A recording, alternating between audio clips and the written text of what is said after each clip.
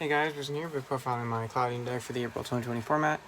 I hope you guys enjoyed this profile. It was a deck that was suggested by a subscriber of mine, so I wanted to do it for them because I actually had the cards. Finally got all the hard to get cards. This is a fun deck. You can make it a little bit more competitive than what I'm playing, but I'm trying to do more of the traditional way to play them, like how they were meant to be played. Kind of like a Cloudian control based deck.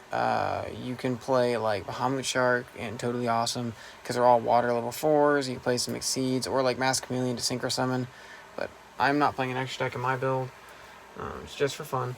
Playing 3 Zero Stratus. All these guys can't be destroyed by battle. When they're summoned, they gain fog counters equal to the number of Cloudians on the board. And if they're changed to defense, they get destroyed. So 3 Acid Cloud, so you can remove 2 fog counters from anywhere on the board to destroy a monster with Zero Stratus. Acid Cloud destroys spell or traps by removing 2 fog counters anywhere on the board, and then Altis discards cards out of your opponent's hand by removing 3 fog counters from anywhere on the board. Love the art of this deck.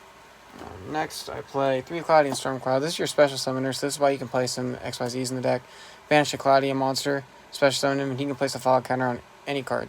So, like, any monsters, like your opponent's, yours, so he kind of helps get more counters to use.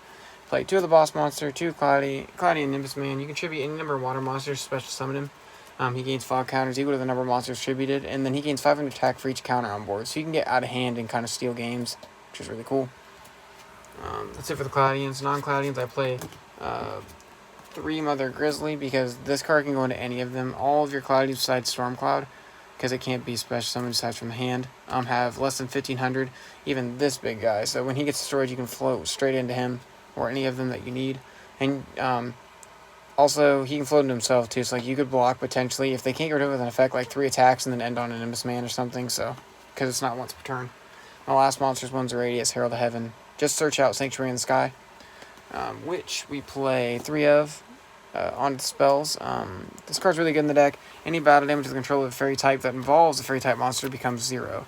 So what's cool, since all of your Cloudians can't be destroyed by battle, most of the problem with this deck is since it can't be destroyed, your opponent just keeps attacking over them because they have like weak attack. Like this guy's got like 900, and you lose because you take a whole bunch of battle damage. So this prevents that. Then you just sit on board with a whole bunch of Cloudians that gain counters and start popping stuff, which is cool. And we play 1 Terraforming. So now currently we have 5 copies of Sanctuary of the Sky in the deck, so we can open it. Play 3 Ties of the Brethren. This is the way the deck can kind of pop off because all of your monsters, if I can get them out real quick, all your main monsters are water level 4 fairies. So this card you pay 2,000 life points. Can't special summon for the rest of the turn or attack, which doesn't really matter. You can target a level 4 monster you control, special summon 2 monsters from the deck with the same attribute, same level, and same type, but a different name. So all these guys are water level 4 fairies. They all have different names. You have your monster removal, spell and trap card removal, and your hand destruction all on board at once. So it kind of just helps the deck spam a little bit, which is cool. 3 Cloudian Squall. You want to see this card just like you do Sanctuary in the Sky. During each of your standby phase, you can place 1 fog counter on every face-up monster. So if your opponent has like 5 monsters and you have like 5 Cloudians that are just sitting there, it's 5 counters, and they can remove counters from your opponent's monsters to use their effects, which are cool. And on top of it, that Nimbus Man gains 500 for each. So let's say your opponent just has 5 monsters and you have Nimbus Man. This is on board. He gains 3,000 attack that turn. It's just nuts. And if you have 2, they both activate, so it just stacks. It's crazy. 3 Cloudian Aerosol. One of the newest cards of the archetype. You discard a Cloudian monster and you target a face-up monster in the field. You place fog counters on it equal to its level, which is cool.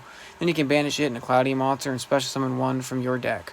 So it kind of helps get anyone you need from the deck. Plus it gets counters on board because before the only other way you could was Fog Control, which I play 3 of. What's cool is it's a quick play. So if your opponent like Mirror Forces, they try to Regeki or Lightning Storm, if you're ever going up against any like meta decks, you can tribute your Cloudian off and place 3 fog counters on a face-up monster. So it's kind of cool to get all your effects going. And then for the traps, moving on, we play 1 Metaverse. So we play 6 copies of Sanctuary in the Sky. 2 Spirit Barrier, really old card, kind of pricey and hard to find in good condition. I luckily found 2. As long as it remains face up as long as a monster remains face up on your side of the field, any damage taken is 0. So it's like Sanctuary in the Sky. You just can't search it, which is why I'm only playing 2 and maxing out on the field spell. But it does the same thing. While your guys are sitting on board, you won't take damage. And then my last trap, 3 Rivalry of Warlords, because all you play are fairies besides your Mother Grizzly, which is a Beast Warrior. So kind of need any edge you can get on your opponent. So if you do end up facing a deck this works against, it's great. If you don't, you can side out if you are going into a match. But yeah, offers another layer of control. So yeah, guys, that is it for my Cloudian deck. Like, comment, subscribe. Hope you enjoy. This is like just a simple way of playing the deck, but it is a lot of fun. If you guys have any comments or suggestions for the deck, any ways to make it better, please leave them down below, and I will check them out. I will see ya.